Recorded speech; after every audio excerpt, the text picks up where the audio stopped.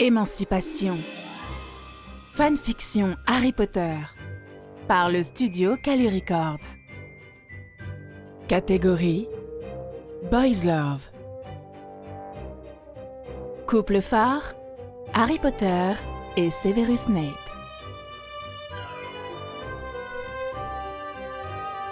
Chapitre 3. Ce lundi, le soleil s'est levé avec autant d'éclat que les jours précédents. Tranquillement assis sur son lit à l'infirmerie, Harry écoute les ronflements de Ron, allongé sur le lit à côté du sien. Il s'attendait à avoir des cauchemars après avoir vu Sirius mourir 2 jours auparavant. Il n'en a eu aucun. D'une certaine manière, cela le met mal à l'aise. Il estime que son parrain mérite qu'il souffre, et du coup, il culpabilise de ne pas ressentir cette souffrance. D'un autre côté, pour la première fois depuis qu'il est sorti de ce labyrinthe à la fin de l'année dernière, il a pu profiter de 2 nuits complètes d'un sommeil paisible. Résultat, il se sent moins borderline, moins enclin à foncer, à la fois physiquement et psychologiquement, ce qui a toujours été le cas cette année. En outre, cela prouve à nouveau que ses boucliers d'occlumencie fonctionnent parfaitement, même si pour l'heure, il ne subit aucune attaque mentale. Pour être honnête, cela l'étonne. Du jour au lendemain, il est passé du désespoir à la maîtrise. Cela ne devrait pas se dérouler ainsi. Même lui en est conscient, et son instinct lui dicte que les raisons sont probablement juste sous son nez. Il ne retient pas le grognement qui lui échappe au moment où il frotte sa cicatrice. On dit que le meilleur endroit pour cacher quelque chose est de le montrer au grand jour. Et ça marche déjà très bien dans son cas. Eh bien, Harry, stupide abruti, comment se fait-il que tu n'aies jamais eu l'idée d'aller chercher dans cette foutue bibliothèque? Il soupire de dépit. Faire des recherches, c'est le truc d'Hermione. Il n'est jamais allé au-delà de ce que requéraient ses devoirs de classe, et même alors, il s'est limité au strict minimum. En même temps, il le faisait avec Ron. Décidément, Dumbledore le connaît trop bien. La détermination se lit dans ses yeux. Tout cela doit changer. Il ne peut pas se permettre de bâcler les choses, d'être paresseux et certainement pas prévisible. Ces jours-là sont maintenant révolus, laissant une petite pointe de regret dans son cœur. Harry entend Madame Pomfrey fouiller dans une armoire placée à côté de la porte de son bureau. J'aurais tôt fait de me lever. Il apprend ses lunettes. Aujourd'hui, ils ont décidé de descendre prendre leur petit déjeuner dans la grande salle. Cela ne lui plaît guère, mais c'est mieux que de rester isolé. Il ne reste qu'une seule semaine avant les vacances, et il doit à la fois trouver un moyen de se débarrasser de Ron et de coincer Neville à part. Hermione ne va pas pouvoir quitter l'infirmerie avant le dernier jour, ce qui en soi est une bonne et une mauvaise chose. Il sort du tiroir de sa table de chevet des vêtements propres et son sac en éponge qui semble bizarre maintenant qu'il est vidé de la créature qui y vivait. C'est un cadeau que lui a offert Luna à Noël dernier. Un sourire tendre sur les lèvres. Il se dirige vers les douches, saluant au passage Madame Pomfrey. Lorsqu'il en sort, les autres commencent à peine à s'étirer. Il est pourtant 8h30 et le petit déjeuner ne va pas s'éterniser, même s'il n'y a pas de cours. Comme il ne veut pas s'y rendre seul, il s'assoit et patiente. Une demi-heure plus tard, il se regroupe et s'observe avec intensité. « Je pense que ce serait bien que tu viennes t'asseoir avec nous, Luna, » dit Harry avec douceur. « Nous n'avons plus de cours. » Les autres se contentent de hocher la tête et tous se mettent en marche vers la sortie. À leur entrée, la grande salle devient silencieuse. Puis, les conversations bruyantes reprennent. Ils se dirigent vers la table des Gryffondor et s'installent sans se soucier des centaines d'yeux qui sont posés sur eux, et sans écouter les spéculations pas très discrètes qui volent autour d'eux. Pour dire la vérité, Harry n'a pas besoin d'écouter pour savoir ce qu'ils pensent tous. Il a lu le journal hier, et celui d'aujourd'hui ne devrait pas tarder à arriver. Il est redevenu leur héros, leur sauveur. Il n'est plus ce monstre assoiffé de gloire que pour son bien on devrait laisser au bon soin de sainte Mangouste. La Gazette du sorcier ne devrait pas être capable de faire ça aussi aisément. Traîner son nom dans la boue un jour et l'encenser le lendemain. D'ailleurs, il se souvient brusquement qu'ils n'ont pas le droit de le faire. Hermione lui a mentionné à maintes reprises que même dans le monde magique, la calomnie est illégale. Il n'a pas écouté, trop occupé qu'il était à râler ou à se complaire dans l'auto-apitoiement. Il mâche son toast lugubrement, regardant les hiboux apporter le courrier, observant ses camarades ouvrir leurs colis, le fixant avec incrédulité ou pointant dans sa direction en murmurant. Sa patience est à bout. Alors il arrache le journal des mains de Ginny et lit les titres. L'élu lui saute aux yeux. Il poursuit sa lecture, sous le coup d'une colère grandissante. Colère qui néanmoins reste froide et ne transparaît pas sur son visage. Béni soit l'occlumencie. Pas question pour Harry de crier des insultes comme il l'aurait fait plus tôt cette année. Non, il existe bien d'autres façons de montrer son mécontentement. Il était temps d'envoyer des signes. Il reconnaît que c'est risqué, mais suppose aussi qu'on pourra mettre ça sur le compte du chagrin et du désir de venger Sirius, ce qui est loin d'être farfelu. Il poursuit tranquillement sa réflexion sur le sujet. L'éditeur ne reconnaît aucune erreur, n'exprime aucun regret d'avoir ruiné sa réputation, ne fait aucune excuse publique. Intérieurement, il a un sourire mauvais, sachant très bien que tout le monde l'observe à cet instant. Il redonne le journal à Ginny et se tourne pour parler à Luna, assez fort pour que tous ceux qui souhaitent entendre puissent le faire. Quel montant puis-je demander en compensation pour une diffamation de cette ampleur? Le silence qui suit est presque assourdissant et pour lui, c'est vraiment difficile de rester de marbre. Luna réfléchit un moment. Un grand journal comme celui-là? Répond-elle d'un air rêveur. Jusqu'à 5 000, je suppose. Ils ne se sont pas excusés publiquement. Il hoche la tête avec sérieux et retourne à ses œufs. Putain de merde!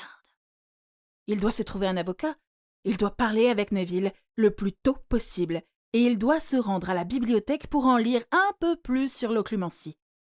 Ce qu'il pourrait d'ailleurs faire dès maintenant. Désormais, personne ne viendra remettre en question ses lectures. Il finit ses œufs et se lève pour partir. Derrière lui, la grande salle explose en murmures. Mais personne ne le suit, ni ne lui demande où il va. Severus se doit d'admettre qu'il est pas mal perturbé. Non seulement le Seigneur des Ténèbres semble être ravi à la perspective de son retrait de Poudlard, mais surtout, il lui a demandé d'user de sa position et de son temps pour enseigner, du mieux qu'il peut, à la jeune génération des Serpentards, et même d'aller jusqu'à leur donner des leçons privées s'il juge cela nécessaire. Les plans de Voldemort à ce sujet l'inquiètent, sans qu'il ne puisse malheureusement y faire grand-chose à l'heure actuelle. En revanche, ce que Potter a sorti ce matin l'a complètement retourné.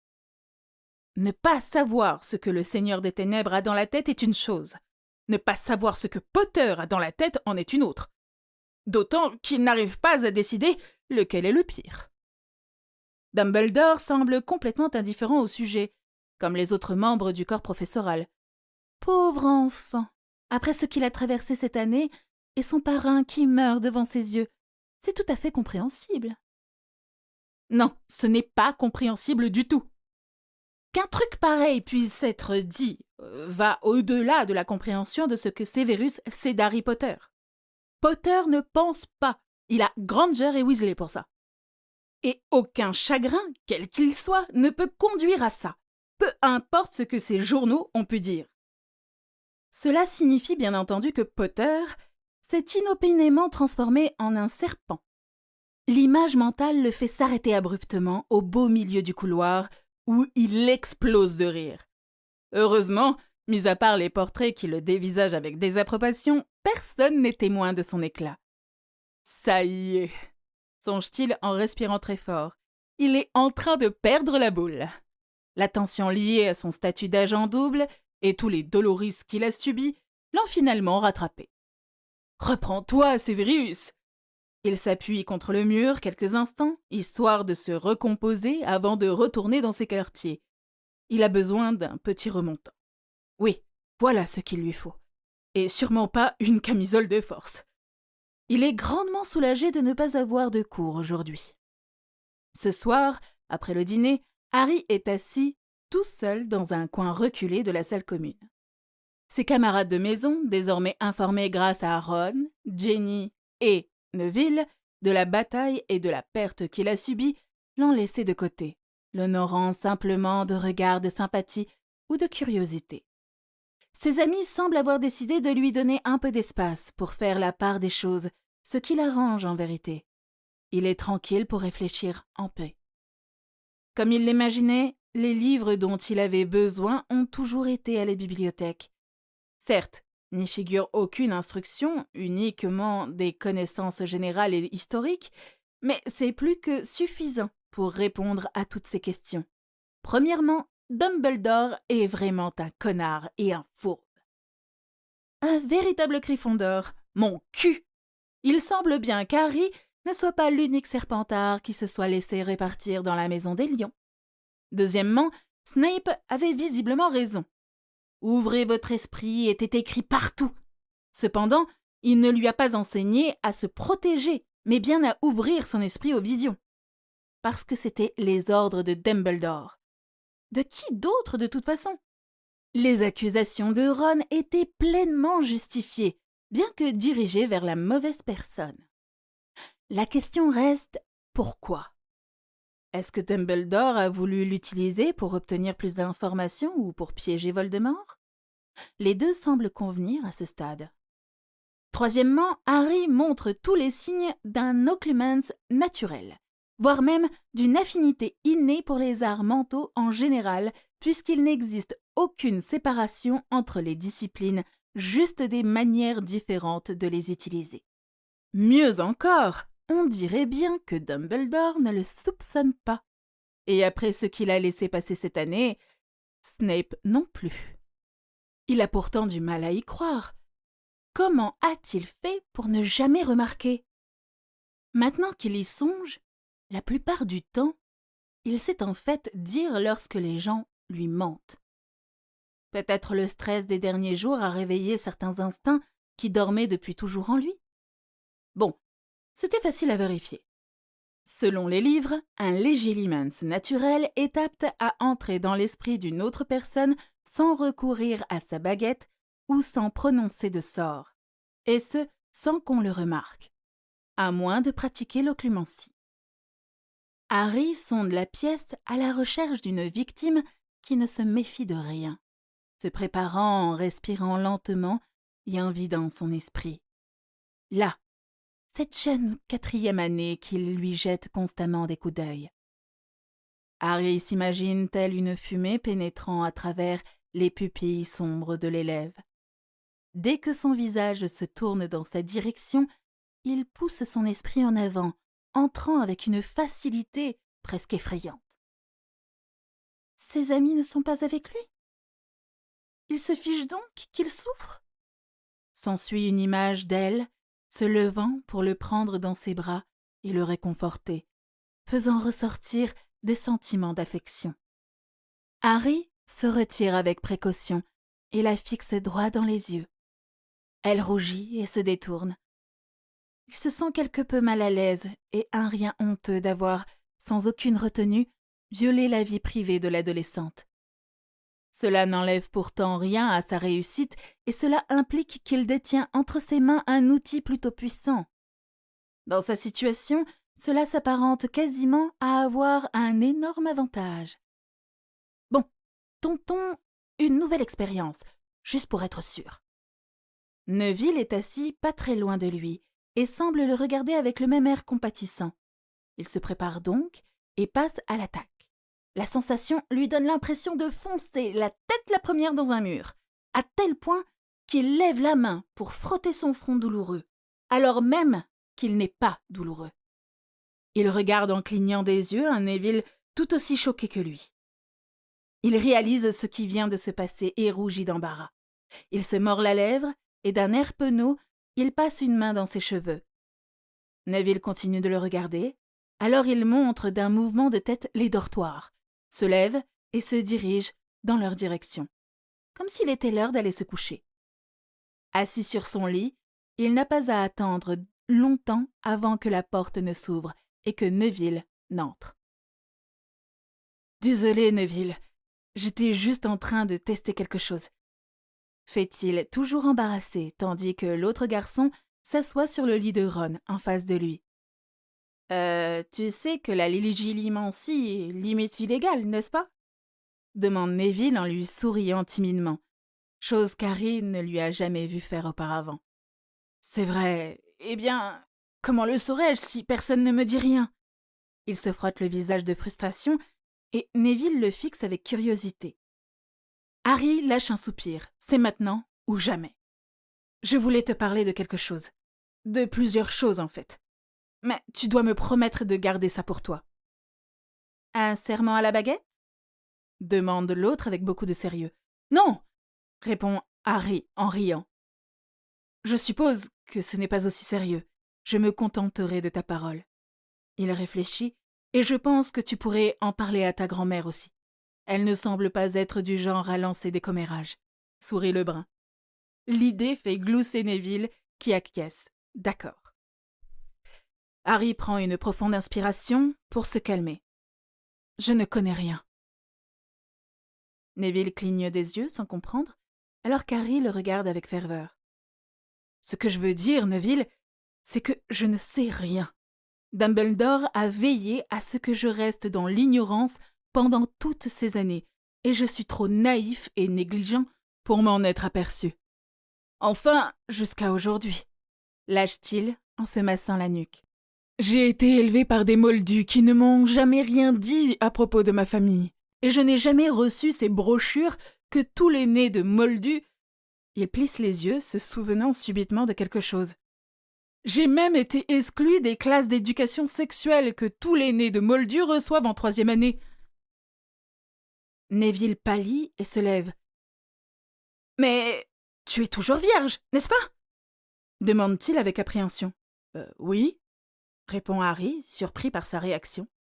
Neville expire, visiblement soulagé, et se lève brusquement, frappé par la magnitude de ce qu'il vient d'entendre. Il pose ses mains autour de sa bouche, interloqué. Il vient de réaliser l'énormité des actes de Dumbledore, ainsi que les plans possibles concernant son ami et camarade de maison. La colère l'envahit. Comment ose-t-il? Pour qui se prend-il cette... Ah! Il se penche et plonge dans ses yeux vert émeraude si intenses. Pour l'amour de Merlin et toutes les divinités, le garçon, assis devant lui, n'a aucune idée. « Harry !» commence-t-il consterné.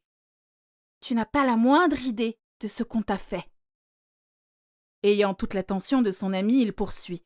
« Je ne sais même pas par où commencer. » Soudain, il est complètement perdu et regarde ailleurs. « Par le début ?» ricane haineusement Harry, ce qui fait sursauter Neville. « Les mots même de Dumbledore », dit-il pour répondre à la question non formulée. En accord, Neville hoche la tête. Au début, donc.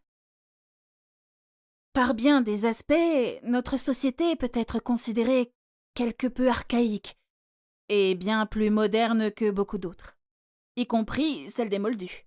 Par exemple, nous avons toujours le même système des grands clans qui regroupent plusieurs familles sous un même nom. Celui-ci sont dirigés par un chef de clan qui possède pratiquement un contrôle sur tous les membres et leurs épouses. Neville marque une pause pour vérifier s'il est suivi. Harry hoche la tête, l'enjoignant à continuer. Le genre n'est pas le plus important, contrairement aux Moldus. Le premier-né est l'héritier direct, peu importe qu'il s'agisse d'un lord ou d'une lady. L'idée rend Harry perplexe. Alors, il approfondit. Lord ou lady est le titre officiel pour le chef de clan. Cela n'a rien à voir avec la noblesse, même si certains aiment à penser le contraire. Les deux garçons se sourient. Non pas qu'il n'y ait aucune famille noble. Ici en Angleterre, nous avons les Black, les Van Echelon, les Lestrange et les Macmillan. Harry fait oui de la tête, ingurgitant l'information avec avidité. Il a d'ores et déjà saisi que Neville et lui étaient chefs de clan de leurs familles respectives. Si la lignée directe vient à mourir, la première lignée secondaire prend le relais. Parfois, cela peut intervenir via l'adoption par le sang. Cela veut dire que le lord ou la lady qui n'a pas d'enfant choisit l'héritier, qu'il ou elle juge digne et effectue une cérémonie spéciale d'adoption afin, pour ainsi dire, de faire de lui sa chair et son sang. L'héritier conserve aussi son propre sang. Harry se fige, choqué de se remémorer brusquement l'incident de Noël dernier. Neville se lève et, inquiet, vient poser une main sur son épaule. Est-ce que cette cérémonie implique un peu de sang de chaque partie ? Demande-t-il durement. Neville acquiesce, comprenant le sous-entendu. Qui ? Mon parrain, répond Harry. Sirius Black. Neville s'assoit à ses côtés. Il le fixe, et c'est comme s'il voyait se dérouler devant lui les conséquences politiques. Il déglutit. Tu es le prochain chef de clan des familles Potter et Black ? Ça y ressemble, fit Harry qui pressent que ceci n'est pas la bombe qui l'attend. Est-ce que Dumbledore est au courant ? Non, je pense pas. À ça, Neville se met à rire, puis se frotte les mains avec jubilation. Oh, Harry ! C'est absolument génial, tu n'as pas idée. Il se sent coupable face au regard d'Harry. Bien, laisse-moi donc t'éclairer. Tous deux s'installent confortablement sur le lit du brun. Le système politique du monde sorcier est composé à la fois d'éléments modernes et anciens. Le gouvernement est moderne. Le ministre de la magie est la tête, et son cabinet s'occupe de pourvoir les bureaux des différents départements. Le ministre est élu directement par la population sorcière anglaise, après une campagne, et une fois l'élection passée, il choisit son équipe. La durée du mandat est de 15 ans, à moins qu'il ne soit évincé avant. L'organe législatif et de contrôle est le Wizengamot. C'est avant tout un vestige du passé, et il remplace le Conseil des sorciers. Il consiste en 43 sièges permanents qui sont détenus par les chefs de clan et 23 qui sont élus par les membres permanents. Seul un membre permanent ou le ministre lui-même peut proposer une nouvelle loi, et pour être débattue, elle doit être soutenue par un membre permanent. Une fois le débat terminé, elle est votée pour ou contre par la totalité du Wizengamot et passe ou est rejetée. Le Wizengamot est aussi la Cour suprême du monde magique et préside les affaires pénales lourdes. Harry fait oui de la tête, signifiant qu'il comprend. Maintenant, la cerise sur le gâteau, entonne joyeusement Neville. Une loi déjà en place ne peut être abolie que par un membre des 4 familles nobles, si elle est soutenue par un autre membre permanent, et une fois modifiée, ne peut être revotée que si elle est appuyée par les 2 mêmes membres, à moins que les 3 autres familles la soutiennent. Lord Lestrange est un hors-la-loi et a perdu tous ses droits et son siège, qui sera occupé par un héritier en seconde ligne après sa mort.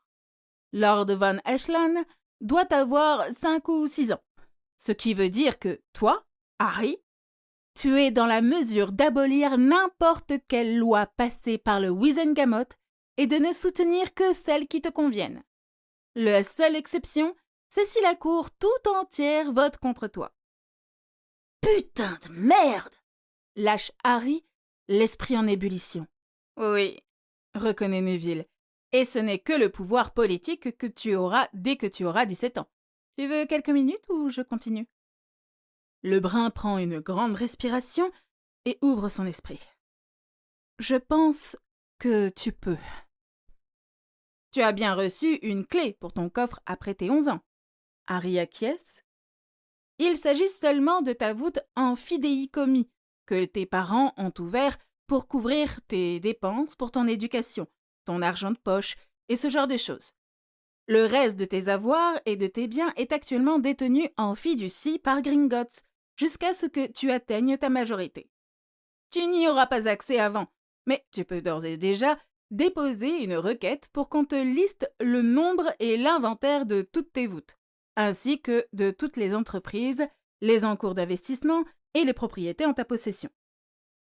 Harry réfléchit pendant un moment. Tu penses que je possède combien? La demande fait rire Neville. Disons que, au niveau de l'or, je ne peux pas deviner. 3 millions approximativement. Ensuite, il y a au moins un manoir, peut-être plusieurs cottages et résidences de vacances. Concernant les entreprises, je ne peux pas dire, mais les Potter détenaient des tas d'actions. J'ai entendu dire que ton père avait pas mal investi dans la société Bolt.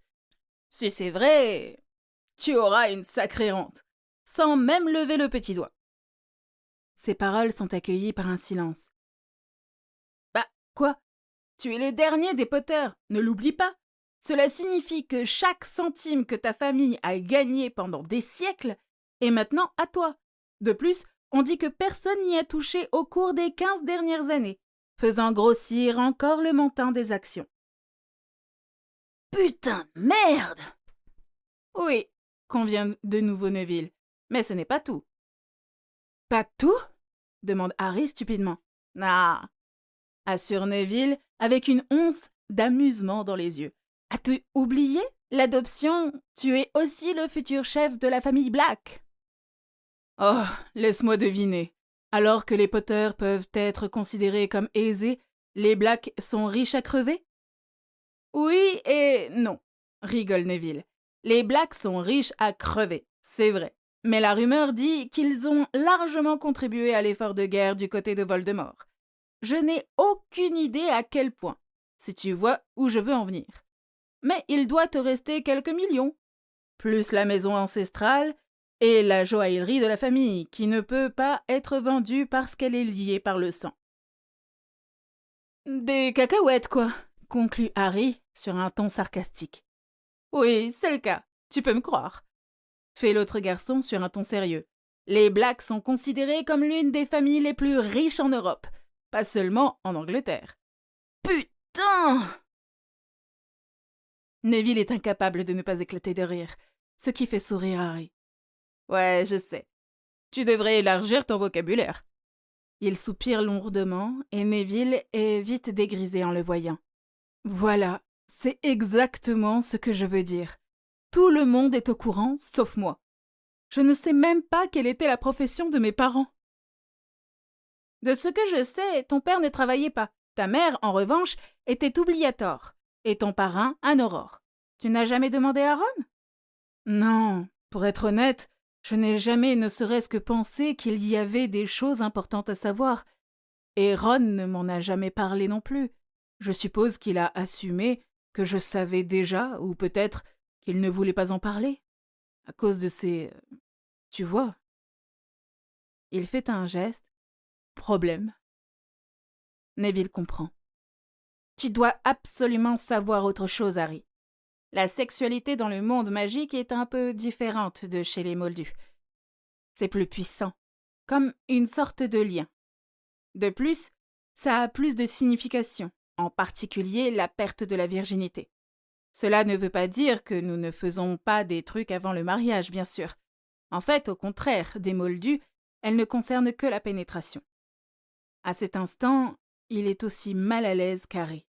Par exemple, la virginité ne peut pas être prise de force. Il faut qu'elle soit consentie. Par conséquent, une vierge ne peut pas être violée ou molestée. Harry l'invite à continuer. C'est en effet très nouveau pour lui.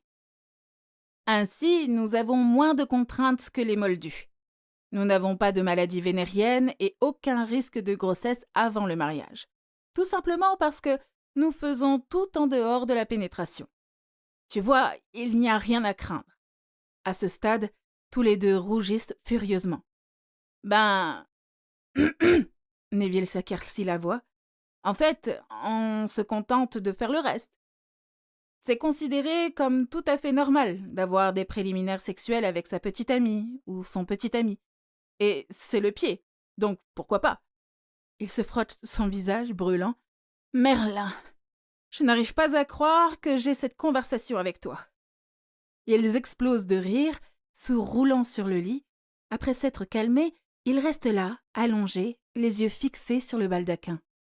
Par ailleurs, nous ne faisons pas non plus de distinction entre homosexualité et hétérosexualité. Il songe à ça pendant quelques secondes.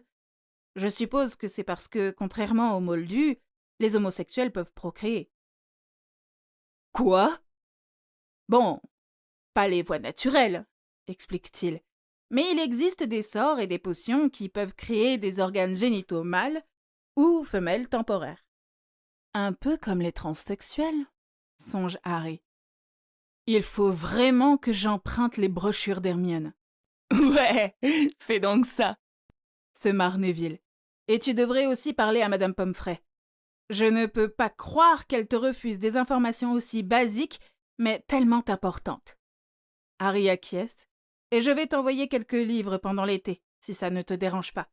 Il y a bien d'autres responsabilités à la fonction de chef de clan que de rester assis sur son derrière toute la journée en se sentant important. Merci, sourit Harry. J'apprécierais que tu le fasses. Et peux-tu demander à ta grand-mère de me recommander un bon avocat pendant que tu y es? Je veux attaquer la Gazette du Sorcier. Bien sûr. À cet instant, la porte s'ouvre et Ron entre, s'arrêtant brusquement lorsqu'il les voit. J'interromps quelque chose? Non, répond Neville en se levant pour aller vers son propre lit. On a déjà fini de se ploter. Ferme-la, espèce d'idiot!